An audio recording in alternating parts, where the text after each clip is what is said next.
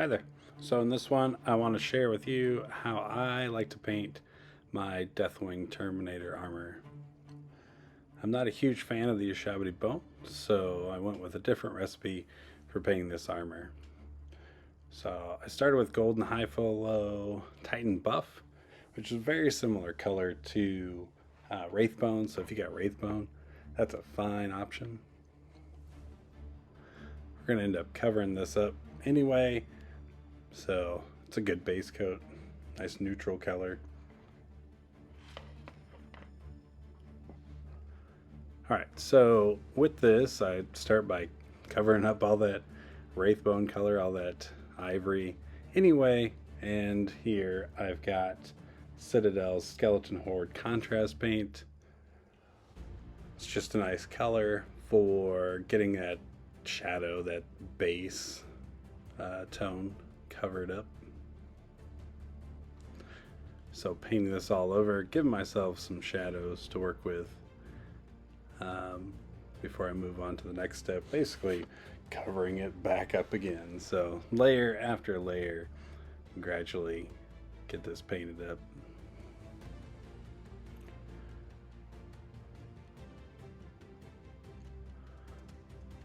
So one of the things I like to do with this recipe that I've got for painting this bone armor, I like to take a dry brush and actually do an overbrush style of painting.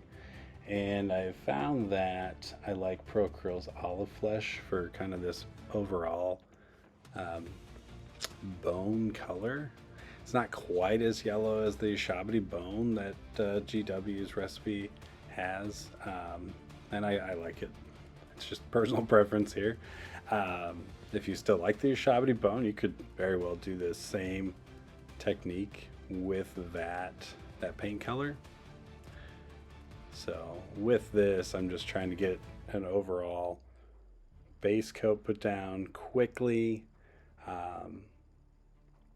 Have never had huge luck with the GW paints in this regard, especially with this lighter colored armor.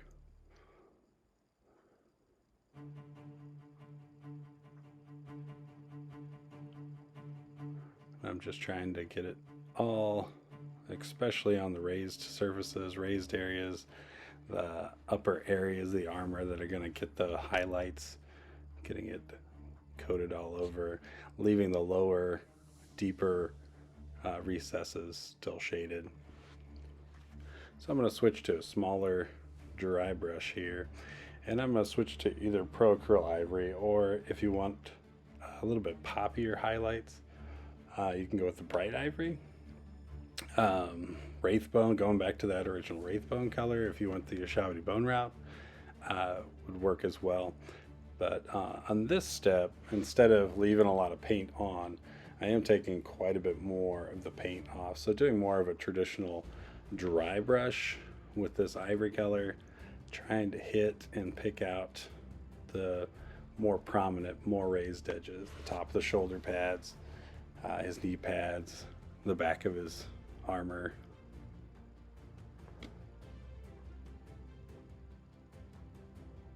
All right, so here's kind of a results of what that looks like.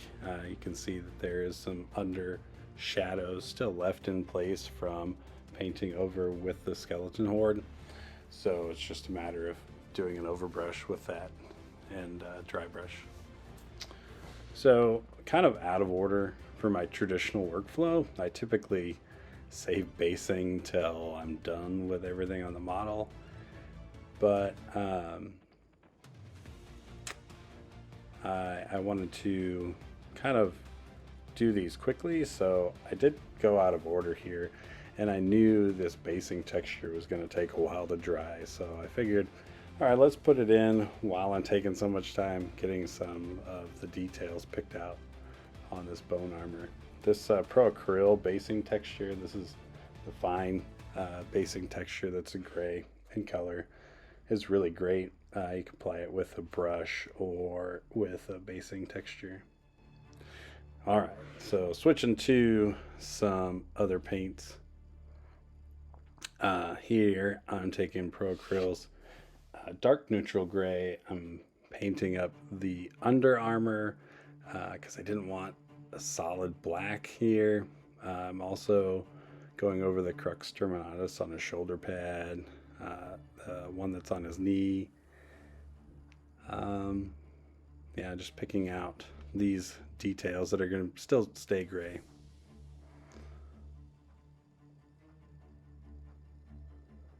And this dark neutral gray does match the basing texture as well, so they're color matched. So that's kind of nice too. If I needed to do some touch up with the basing texture, vice versa, I could do that too.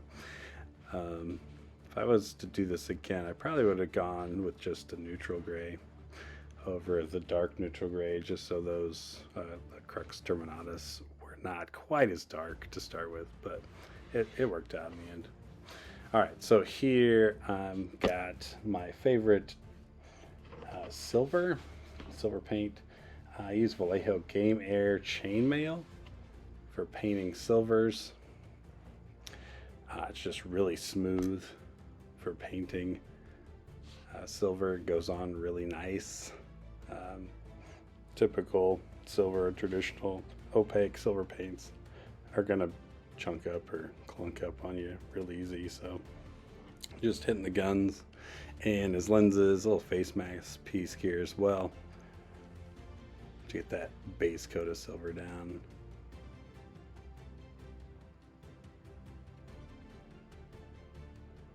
Alright, because I haven't found a replacement for this magenta color yet for painting up purity seals, I came across this Vallejo magenta. It's just a little bit darker than the Pro Acryl magenta. There probably is a similar one on the Citadel, the GW side, but I've got a bottle of this. It's Vallejo magenta now, and I only use it for purity seals, so I got a bit of it to go. Alright, so sticking with the Pro Acryl theme here, I'm going with the black green to base coat the eagle that is on his chest. I'm actually going to come back and paint it one more time, so kind of hit the highlights later on in the video, but I wanted to go ahead and give it a base coat of this dark green. These dark greens are really nice in the Pro Acryl line, so I wanted to use that. Some of the other Terminators might have a little bit more to paint up on that dark green, but on this one just had that chest eagle. From there we switched over to still Pro Acryl. We have the bold Pyro Red, nice bright poppy red color. Can't be Dark Angels without having your gun casings be red, weapon casings along those lines.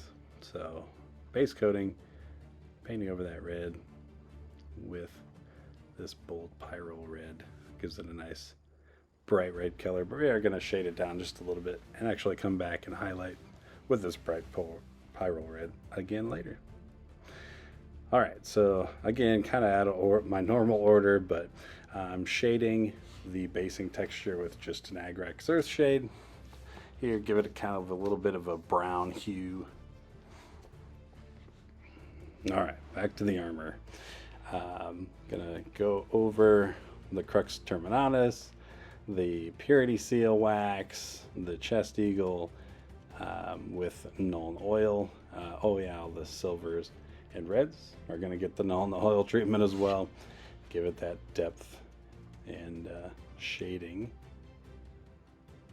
for each of those bits and components. Alright, so here's where I mix two of the Pro Acryl colors together. It's a one part of that black green with 2 parts of bright yellow green, and that gives you a very close color to the green that GW uses for this. Alright, so Gryph-hound orange for the lenses, so his helmet lenses and then a little ocular on his shoulder. Alright, Coming out with bright neutral gray, picking out the crux terminatus again after I shaded it down a little bit more with that null oil wash. So here, bringing up the highlights of the crux terminatus on his shoulder and the knee, and also the purity seals. Painting this over with that light gray color too. Yeah. All right, back in with the bold pyro red, highlighting after that null oil wash dried up, giving that pop of highlight on those edges. And then coming back in with Vallejo's Game Air Chainmail. Again, just another highlighting step. We've got just to bring a little bit of pop of the silver back to the edges of the weapon casings, the hoses that go from the shoulder to the elbow joint on there, any other details that may have been silver before. Alright, so after painting the crux terminatus on his shoulder, I felt like it was just a little too contrasty. So here I'm using some Apothecary white contrast paint to try to blend it back together, kind of give it a little bit of a blend back between the bright gray and the darker gray color, and also the purity seals, painting those up too. Alright, so here I forgot to mention it, but I did go in with a Acryl neutral gray, and the only place I highlighted with was these armor joints, the Under Armour. Alright, so Acryl's got the greatest white ever. So we've got the bold titanium white, and here I'm going over basically just the purity seals and giving them a little bit lighter pop of color from that bright gray color. So they're gonna take on a little bit more white look over this bone armor. Typically I paint them more of an ivory color. Alright, here's this bright neutral gray again. I've got one of the cheapest makeup brushes I got. This thing's beat up, but it's going over this basing texture, so it's gonna get roughed up anyway. Alright, so because the bright neutral gray doesn't show up as like dust up on the armor very well, I did drop down a color and grab the neutral gray from Acryl and give a little bit of dusting on the lower side of, say, the lower armor with the boots and the shin guards and the back of the armor, just to give it like he's been walking through this gray turf.